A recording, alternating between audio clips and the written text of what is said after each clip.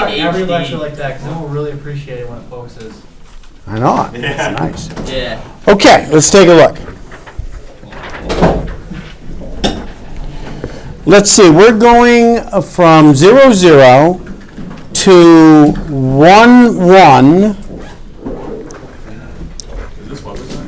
Yes, this is a web assign, and the first path is along the path y equals, It doesn't say. well, it's a straight line? Oh, it's y equals x. Oh, it's y equals, oh, it does, okay. Got it. Directions going in different Yep, ways. got it. Here we go. We're going here, y equals x to the point, and then we're going back down the square root. Okay, so let's do it. All right, first one, y equals x. We need that first path. This is like what we were doing yesterday, in a way. We need a parameterization of the path of y equals x. We're going to use t, and we'll have t go from 0 to 1. Is that? That's the first one. I think we got that. You got that. Second one, we're coming back down along the square root of x. Now, you got to be a little bit careful here. Do they give you the t parameters? From 1 to 2. 1 to 2. Okay, so let's go. Here we go. Is that it? That's the usual stuff. That's the way it's usually done. All right. We know we've got... What's that? Is this kind of like what we were doing yesterday? Yeah, it is. But what we want to do is make sure that we stay on the square root path, but at t equals 1, we have to start at 1 for x and 1 for y. And at t equals 2, we have to end up at 0, 0. So we've got to set this up so that we end in the right place. In other words, square root of t square root of t doesn't work for us, because at t equals 1, even though it starts at 1, 1, at t equals 2, we don't end up at 0, 0. So t, it starts at 1. T starts at 1, in which case we have to be at 1, 1. And then when t is 2, we have to end up at 0, 0. So here's what we have to do. We have to figure out how to make it start at 1, 1, but end at 0, 0 for this range of values of t. If you're going from right to left, is it always going to be negative? It's always going to be a negative, okay, because it's going to be decreasing as we go from right to left, So they okay? can be both negative. So let's see what happens here. Let's see if we can figure out a way to set it up so that we end up at 0, 0 from the first point. So, what do you think? Well, let's see. We're going to end up with a negative in here, so we'll have the first t be, this will be, at 1 we want 1, at 2 we want negative, we want 2, so we want it to decrease. So we're going to have negative t, okay? And if we have 2, exactly right, that's perfect, that works, okay? Just what he said. Right, go ahead. Y2 minus 2. Okay. I'm like this kind of confused. Okay, here's the thing. As t increases by 1, t goes from 1 to 2. The x-coordinate decreases by 1. That tells you that the coefficient of the t has to be negative 1. Now, what you have to do is add or subtract something, do a translation, so it starts at the right place and will end at the right place. And if you put a 1 in here, okay, you'll get negative 1 for t. And that's not where we want to start. We want to start t at 1. The x-coordinate has to be 1. So we add 2 to this opposite of t. The negative 1t tells us to decrease by 1 unit. But we have to do a shift to make sure it starts and ends at the right place. We want it to decrease by 1, but we have to have it start and end at the right place. Adding 2 will give us that start point and end point that we need for the x. So it's 2 minus 1, right? It's 2 minus t. So when t is 1, 2 minus 1 is 1. Nice. That's where we want to start. When t is 2, 2 minus 2 is 0. Yes, we want to end at 0. Okay. Perfect. Now what's the y here? Square root of the same thing. Okay? Let's take a look. When t is 1, we get the square root of 2 minus 1, which is the square root of 1, which is 1. When t is 2, we get 2 minus 2, 0. The square root of 0 is 0. And guess what? We stay along the square root path because our y is the square root of x. So to find those, you basically just plug your bounds in. Yeah, that's what you have to do. Plug the initial point. All you need is the initial point. The first thing you do is determine the coefficient of t. And this is exactly what he said, what Brandon said. If it's decreasing by 1, put a -1. If it increases by 2, with an increment of 1 in time, make sure the coefficient of t is 2. Okay? And then you have to make that adjustment so you start at the right place. If you make the adjustment to start at the right place, it will end at the right place. Do I need to put the unit vector things in there for the IM? I don't know. How do they want it? Did they want it 2 minus ti? You can do it if you want. Put it in like that. You need this one and this one. You need them both. Okay. Do. Okay, I took it. Make Cha. sure that your thing is in the I parentheses. did, I got it. Okay. I got a gut Any buster others? for you now. Yes. What's that? I got a gut buster for you. Ooh, I could use it. All right, go ahead. Burns, I don't know if you did it in class before.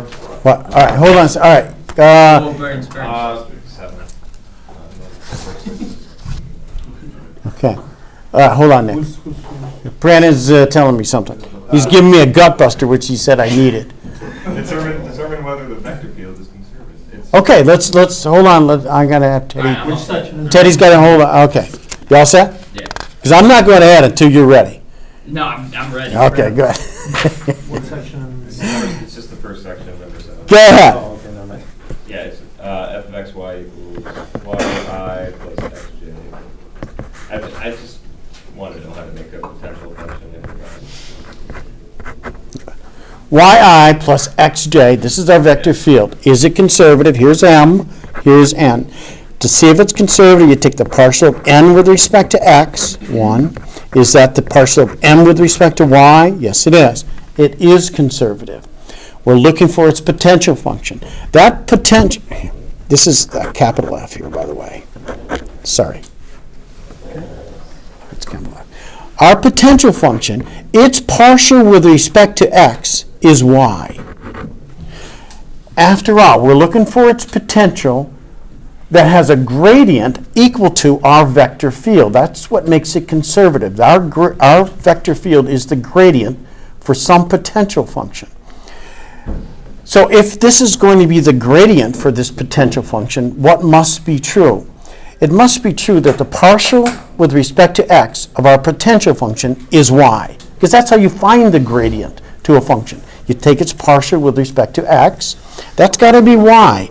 That tells us that the function, when we integrate with respect to x, must be xy plus possibly a constant with respect to y. Sorry. Y is a constant in this case. So we're going to integrate this y with respect to x to get xy, y is a constant, plus a constant with respect to y. Why specifically a constant with respect to y? Because in this context, it's a constant. And when you integrate anything, you get a constant of integration. In this context, y is a constant, so this could be a function of y. Why wouldn't because when you integrate to x, Y is a constant. So it's possible we get y's. We're not going to need it in this problem. But we saw another problem yesterday where we did need it, and we needed that function of y. What else must be true?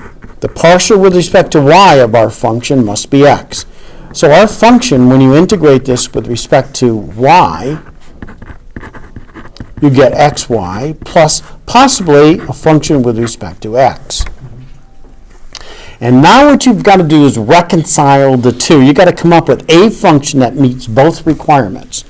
Our function that meets both requirements is xy. Now, we didn't need the constants in this case because this was the same. Sometimes, however, we do need the constants. when they're different, right? Yes, when they're different. Exactly right. So, okay. Okay. This is our potential function. How do we know? What's the gradient? Let's check it out. What's the gradient? Take the partial with respect to x. Take the partial with respect to y. Yes, we get our vector field, proving that our vector field is a conservative one. I thought it was conservative when we did the dn over the x. It is. We knew it was conservative. We knew it. This just confirms that. That's a good point. Any others at all? Go ahead. Oh, wait, Nick. Nick's next. Nick's next. Actually, I still had a question about. Oh, question about this. Dave's next. Sorry, Nick. So you took the gradient of that,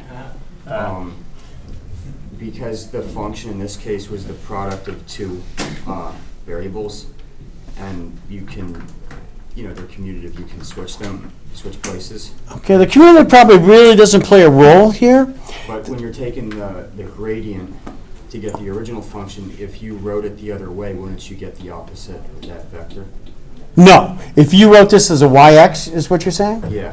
No, it wouldn't change this at all. Oh, you just integrate with respect to... You take the derivative with respect to x, which is going to be the constant y. Yeah. Yep. Yes, can you, I don't know if you did this in class the other day. Let's check it out. If you did, videos, but this one did you? No, I didn't do it in class. Okay, find a piece. Oh, whoa. Okay, it's one of those path ones. It's a 3-space path. Let's do it. Okay, you ready? Here, Nick, hold this for me, will you? All right. You got it? Yeah. You're not going to drop it, are you? No, trust me. Okay. All right, so what he's got, this is a WebAssign one. Oh, wow. We got a 3-space one. We're starting with 0, 0, 0. Well, it's the same thing, just we have one more. 1, 0, 0. We're out here, and the first path, the t is going to go from 0 to 1. Okay. Oh, and then the second path is going from there up to 1, 0, 1. Okay, up to 1, 0, 1. And that second path, this is R1 of t, this is R2 of t. And R2, they're repeating the t, making it easier on us, okay? 0 to 1 again. And the next one is 1, 0, 1 over to 1, 1, 1, which is going basically straight at 1, 1, 1. Kind of sort of straight across, although they don't show it that way. 1, 1, 1. That's R3. And again, t is going from 0 to 1. Okay, let's do it. All right, we got it. Okay. So what direction is the line going in that vertical piece? Say that again now? What direction is the R2 going in? Straight up. It's going from 1, 0, 1 to 1, 0. It's going from 1, 0, 0 to 1, 0, 1. It's moving straight up. Okay? Okay, let's do it. Yeah, we could do it. First one. We're going from 0, 0, 0 to 1, 0, 0, and t goes from 0 to 1. What will be my x component of this vector here? T. And then 0, 0. Okay? Wait, so how did you get that? Well, t is going, this is, the only thing changing here is the x component. It's going from 0 to 1, okay? In the time, as the time goes from 0 to 1. So the x component is t. As t goes from 0 to 1, the x component goes from 0 to 1. So then you're just plugging in those bounds to see. Yeah, what we want to do is come up with something that goes from 0 to 1 as t goes from 0 to 1, and that something is t itself. What about the second one? 1, 0, t? 1, 0, t works perfectly. And again, it's the same thing. 1 stays the same, 0 stays the same. The only thing that's changing is the z. It's going from 0 to 1 in the time from 0 to 1. So Wait, just t. So whenever it changes, that's the only time you would use t. So if it changed from, say, to like 3, you would use 3t. Yes, I would. So that's how you change it? Yeah. That's parametric form. Yes, you're using parametric form. The tricky part is when these things change, 0 to 1, 1 to 2, 2 to 3, you can get the coefficient by seeing the amount of change, but you may have to do a shift to make sure you start at the right place. That's what we had to do with that other problem. We had to do a shift to make sure it started at the right place. Now, what's the third one doing? One, yeah, exactly. Okay, 1T1. Because the 1 stay the same. This goes from 0 to 1. The time is going from 0 to 1. It's T.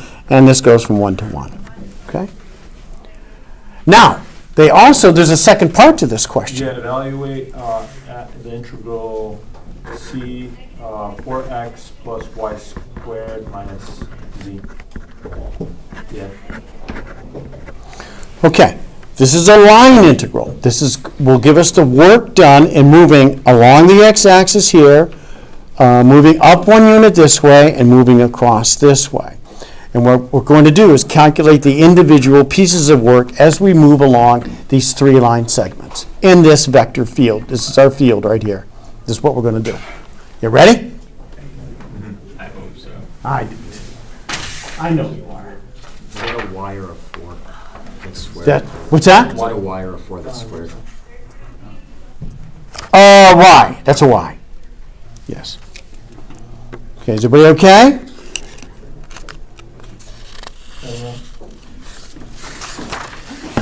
And ds is the magnitude of my track. It's an element of the arc length. We're going to change it right now, though, because we don't do this integral. We're going to do a different integral. We're going to do the first work is equal to the integral. Now, what do we do here? We got a parameterization, R1 of t. Let me write it down again. It's t, 0, 0, as t goes from, which one did I got? I got somewhere. 0 to 1. Okay? So, the t is going from 0 to 1. The field is 4x plus y squared minus z. I should have written that down. What we're evaluating is this.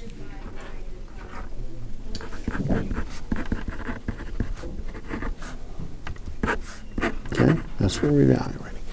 To do this, what I need to do is set up my parameterization, which we have done. T is going from 0 to 1. Now I've got 4x. This is x, so it's 4t. Plus y squared, 0, minus z, 0. So you just don't include them at all? Don't include them at all. The ds is,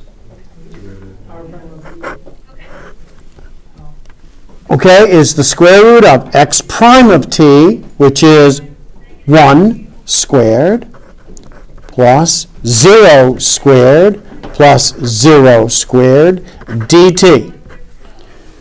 Okay?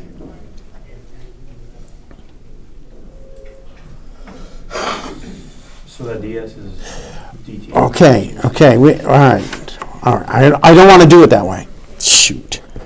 I want to do it another way. Okay, I want to do it this way. 0 to 1. What I want to do is f dot dr way, r prime of t. I'm sorry. I don't want to do it this way. This is doing the mass of the wire where that's a density function. My mistake. Jeez. Oh, man. All right. That's not the way to do it. Burns error. Just put a Burns error there. I'm sorry. It's the first one of the semester, right? All right. Let's do it the right way. The right way is our field in terms of t, which is 4t, 0, 0. And our r prime of t is 1, 0, 0. Okay? This is what we're doing. We're doing our field in terms of t dot r prime of t dt. We're not doing a mass of a wire, I don't think. I think what we're doing is a work, finding the work done in that path, right? It doesn't really. It says evaluate it, so Evaluate. yeah, that's it. We're going to do it this. So can you do it both ways though? Burns? Or- Let's see, would the other way be something different? That's how we did the line integral before. That's interesting. Watch this. What happens when you do that dot product? You get 4t. Guess what I had? 4t. Yep. It would have been the same. All right, but I think this is their intent, and not doing the math. Correct way of doing it, the one on the bottom? The one on the bottom is calculating the work done along the path. The one on the top is calculating the mass of the wire, but it turns out to be the same, okay? And I could have done it that way, but anyhow. Go ahead. Is that 4x plus y squared minus z, is that the equation of the field? Yes, that is our field equation. But just what's in the parentheses, not the integral. Correct. This right here is our field.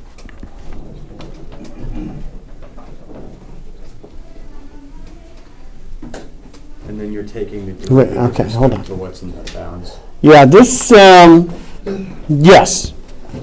And this is it. So we get 4t squared over 2, 2t squared, 2 joules of work. Wait, did you do the next one, or is that what you did, or? No, I'm still on the first one. I just evaluated it.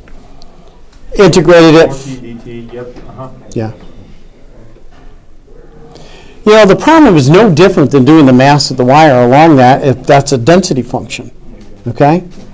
Or finding the work done in that field. Is that always the case? So whenever you do the work. Yeah, as long, yes, yes, it is Whenever always the you're doing the work, case. you're always using the dot product. Yes. Okay. And it doesn't say, it just says to evaluate it, This right? is evaluate, it All right. doesn't say anything else. Okay, let's do the second piece of work. The second work, it's still going from 0 to 1. We have 4x plus y squared minus z.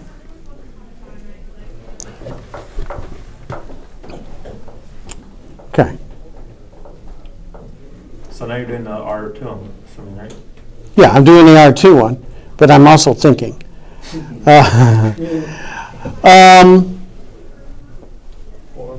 What I'm thinking is they really want a mass. What section is this in? This is the mass of a wire. This looks like this is a line integral section.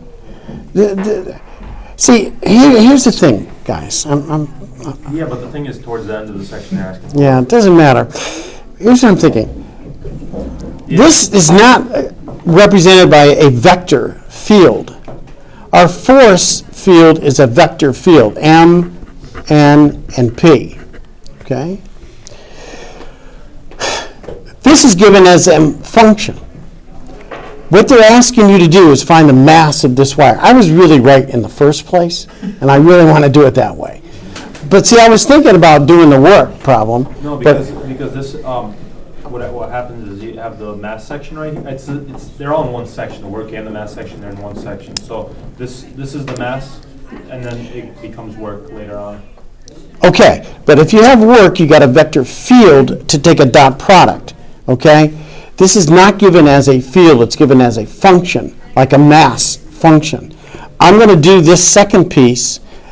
Now, this one didn't make any difference at all. I don't know if this will make a difference, but I'm convinced now that I look at this some more that what we're doing here is finding the mass. So what I'm going to do is do this as a mass problem as opposed to a work problem. And I think it's going to be the same either way, but I'm pretty sure this is what they want. Otherwise, they would have put a vector field in here as a field equation rather than a density. This looks like a density. I'm going to do it that way. So you ready for this? Yep. Watch this. What's my second one was 1, 0, t. So what do I have for x? 4. Y is? T squared? No. 0? 0. 0 and z is t. Yeah, and z is t. Yeah. So that's what it is. Okay. That's my mass. Wait, how do you get minus t? It's minus z, and t is equal to z. Ah, okay. Okay. Then I have the square root of dx dt. Okay. squared. So it'd be 4. Oh, no, it wouldn't be 4. Okay, hold on. I gotta make sure I got this right here. I'm thinking of the right here. Okay, 4x, and x is equal to, so I need x prime of t, and x in terms of t is equal to 4. X in terms of t is just 1. It's just 1. So that's a 0. Plus 0. The y is a 0. The z is equal to t. Its derivative is 1. Squared is 1. Boy, this one comes out the same as well. That's kind of interesting. dt. Right. We'll have to check this answer and make sure we got it all right. All right. This is a 1. Integrate this. We end up with 4t minus t squared over 2. 0 to 1. We get 4 minus a half. We get 3.5. 7 halves. Okay. And it seems to me that shouldn't be joules. This should be mass units, grams, whatever. I don't care. But that's the second mass, okay? Third one. 0 to 1. 4x. X is 1, so it's 4. Y is t. Y squared. Z is 1. 1. Square root of x prime. X is 1. 0 squared. Plus y prime of t. Y is 1, 1 squared. Z, 0. Okay, dt. Okay, so we end up with the integral. And what's y equal to? T. So we have 3 plus t squared dt. Y is equal to t in my third parameterization. 3t. T cubed over 3, 0 to 1, 3 plus a third, 3 and a third, 10 thirds. Oh boy. Okay, so here's what we have. 2 joules, 7. We got the total mass or work. I wish I knew what exactly what they say. They don't say anything. All right, they don't say anything. All right. So we end up with the sum of all three of them is 2 plus 7 halves plus 10 thirds. Over 6, 12 plus 21 plus 20. We've got 33, 53, 6. Put 53, 6 in there. We'll hope that that's what they want. Yep, that's exact. That's it. Sorry about that, okay? So the question is, was it and it turns out it doesn't even matter what it is, okay? It doesn't matter. But the thing is, if they give you that function like this, I think the way to think about that is that's a density function and we're finding the mass of the wire. So that's what I did. And that's what it is. So you don't need to use the dot product thing then? No. Although a dot product did work and give us the same Is thing. that just with this problem or is that in general? In general, that'll give you the same as long as the function is given in the right way.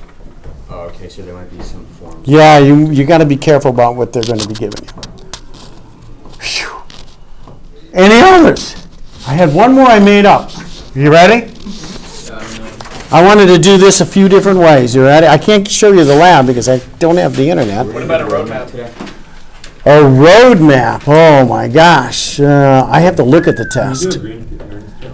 Yeah, that's what I was going to do. I was going to give you one like that, a road map for this. I know there's a mass of a wire problem on there. So write that down. I know there's a mass of a wire.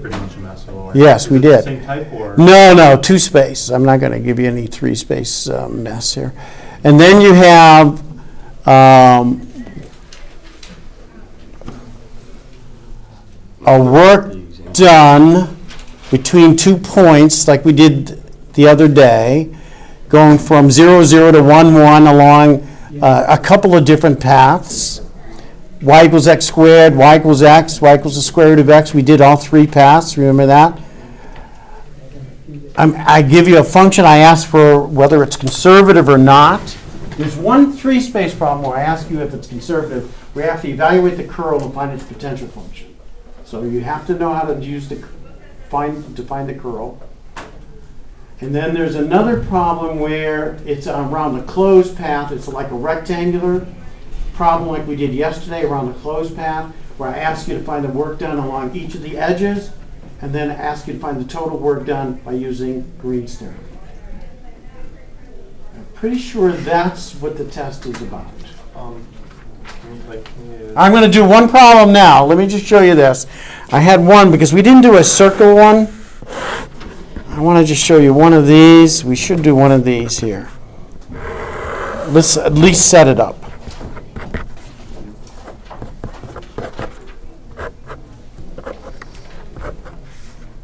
Okay. Here's the problem. X squared plus y squared equals 1. And we're going to go around this line. We're starting here, going around the circle, and then across this line. Okay? Let's say our field is, let's say, 1x. So we have a non-conservative vector field. Okay? I want to find the work done going along this semicircle and across.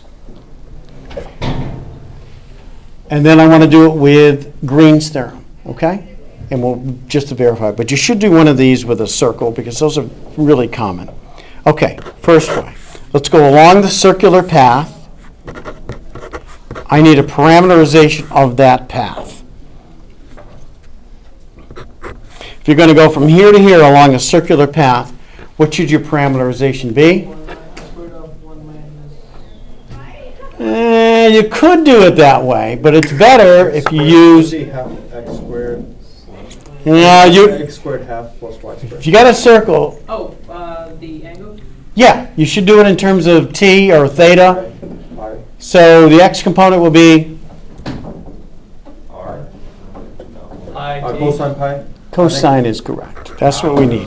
You need cosine t, say, or theta, and then sine t. Along circular paths is the parameterizations that you want. Okay? Whatever the radius is, you multiply by that. What's that? Whatever the radius would be your coefficient, right? All right, say it again. Whatever your radius would be the coefficient. Yes, yes, that's true. If the radius is 2, it would be 2, 3, 3. Exactly right. T is going to go from 0 to pi. Okay? It's a way to do these circular paths. All right? Okay, let's find the work done along this semicircle here. The work is equal to the integral from 0 to pi. Okay. Our field is 1x, 1 cosine. That's our x. Dot r prime, negative sine cosine, dt. The work done across the top of this is equal to the integral from 0 to pi, a negative sine t, okay, plus cosine squared t. I know that looks bleak, but we can do it. 0 to pi, that's a negative sine t, plus, we need a half angle. Okay, dt. That's equal to, integrate sine to negative cosine, so that gives us a cosine, plus 1/2 t, plus, multiply by 2 and another 1/2, a 1/4 sine 2t. 0 to pi. Cosine of pi, negative 1, plus pi over 2. Cosine of 2 pi, 0. Put in zeros, you get minus cosine of 0, minus 1 again, and the rest are 0. So you end up with a negative 2 plus pi over 2. Okay. That's the work done across the top of the semicircle. Now we're going to go along the x-axis. Let's find the work done along the x-axis. You ready? There's nothing along the y. No, just we're going right across the x-axis. We're going over here and then over. Okay. So you'd write off r vector to t is equal to just t, right? Say that again. T0, right? T. Oh, okay, let's do it. Well, you're ahead of me here. You all set? Almost. All right, almost.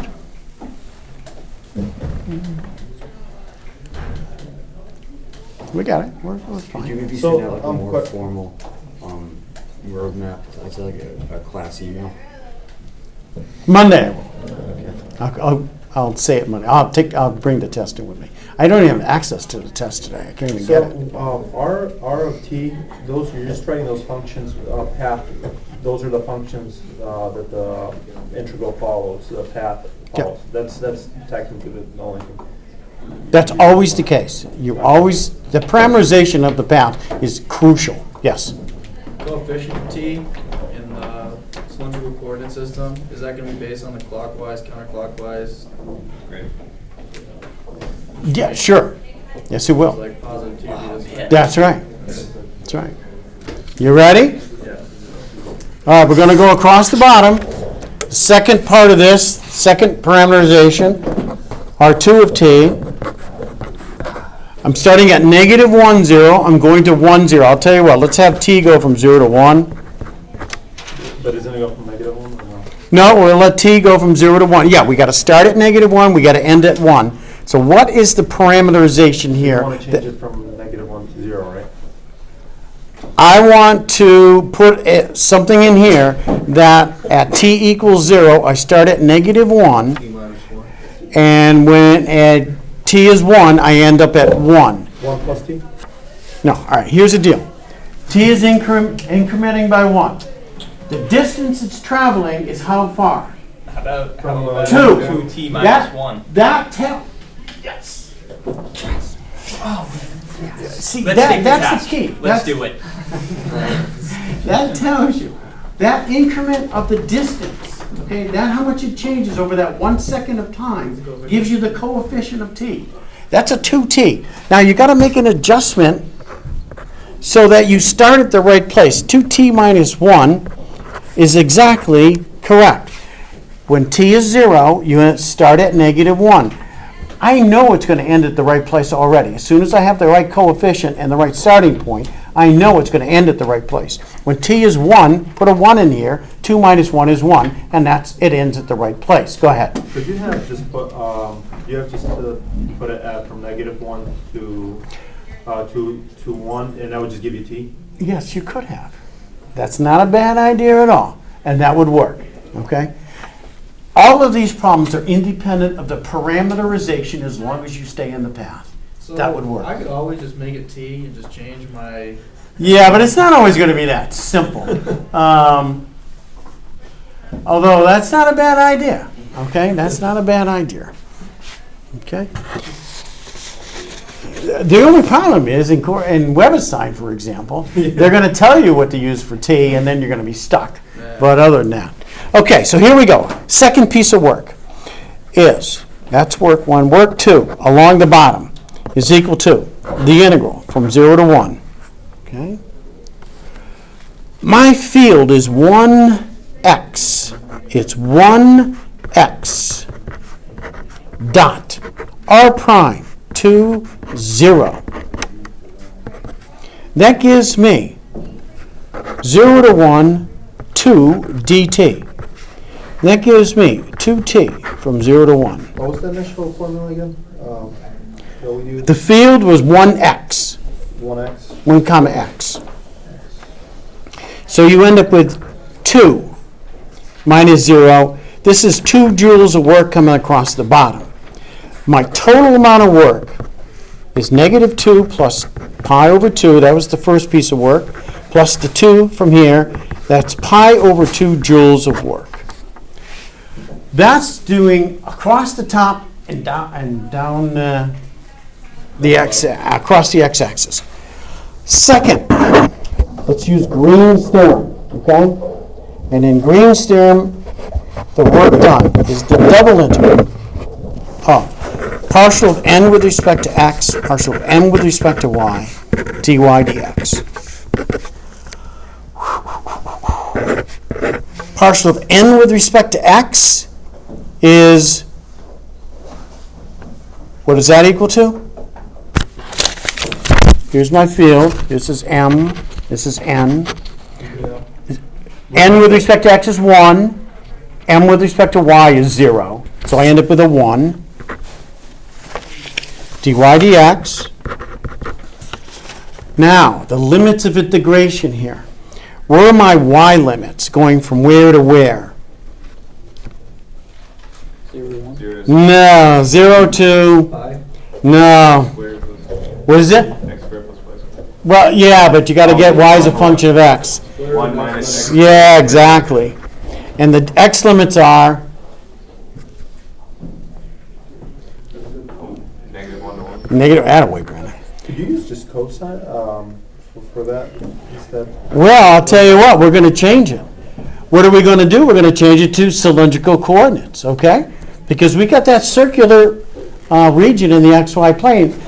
And I could do this integral, but let's see what happens when we change it. We get an r d theta. We can change it to cylindrical. What are my r limits now, going from where to where? 0 to 1. And what are my theta limits? 0 to pi. 0 to pi. Very nice. Thank you. How does that work? I'm sorry. Okay. The r that's a semicircle. R starts at 0 at the center and goes out until it hits the circle. R is equal to 1, a constant. Because that circle is r equals 1. It's a constant. That's why you want to go to cylindrical. So start at 0 and go to 1. Oh, so it's just straight line? Yeah, it just goes from 0 up to 1. It's a constant in cylindrical coordinates. That equation of that circle, r equals 1. Okay. Okay? Theta goes from 0 to pi. Let's do this integral. Integral r squared over 2. 0 to pi, 1/2. Okay, with me? Integrate d theta to get theta. From 0 to pi. Substitute in pi. What do we get? What's that? Burn it through. Burn it through. I know, it's true. So pi half. Pi over 2. Guess what we got before? Pi over 2. So wait, green theorem is just doing the same thing, You bet it is. just a different method. Okay. Yeah, a better way, an easier way, a simpler way.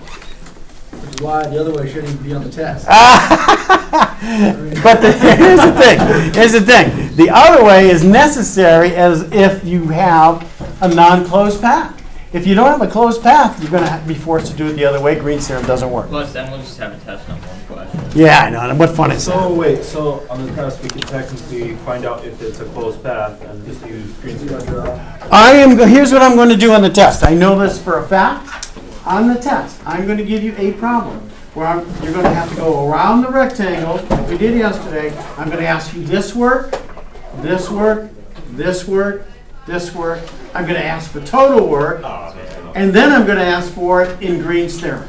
Now, So that's like 7 questions. you can feel real confident about yourself and not do the Green's theorem and just know what the answer is, as long as you are convinced you did these 4 correctly. If you did, you don't have to do the Green's theorem part of it. Okay? That's up to you. Just change up the multiple choice so we can. So it'd be good to do the Green's theorem first, just so you know the right answer. You know the answer to the total, that's true, but you're still going to have to do the individual pieces. So that's no advantage. Just take Burns, Yeah. no, Burns, just make sure all the answers are different except one on both. Oh, I got you. Good call. They probably are there, you know that? All right, guys, I'll see you Monday. I'm going to give you a better roadmap on Monday. Yeah, that wouldn't be the first time. Stop recording. Burns.